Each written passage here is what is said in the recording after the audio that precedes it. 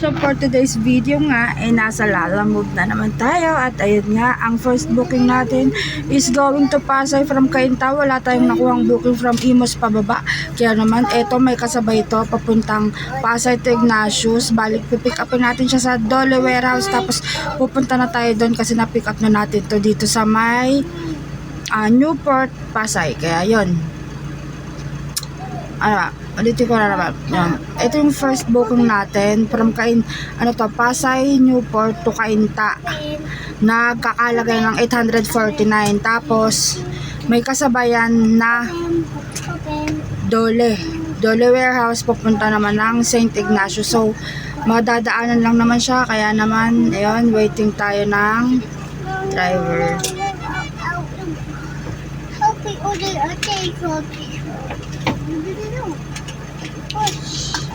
Ayan. Habang waiting tayo ng ating driver, ayan, vlog muna tayo. Baba ng ngayon, rate nila, Lalamove. Dapat holiday na to eh. Ipin mo na sa Makati. Nakapin na.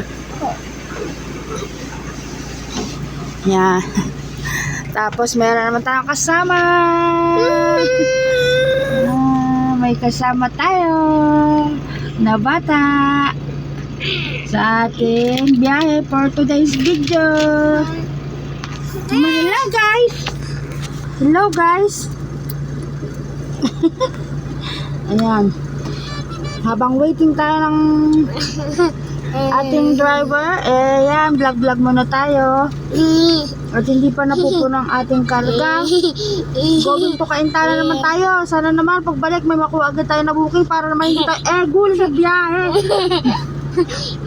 Kasi bukas di tayo babiyahe dahil Pasko na. Pasko na naman. Okay, tuli ng araw. Pasko nagdaan. Diba? Yan. So, for today's video, ayan, yun lang. In-update ko lang kayo sa aming Lalamove daily biyahe. Yan. Cool tayo ngayon, 24, kasi wala tayo nakuha ang booking pababa.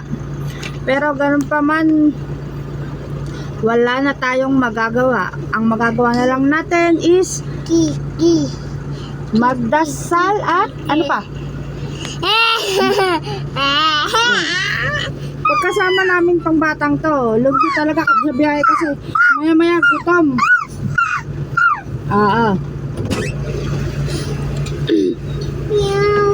Papunta kami sa next location.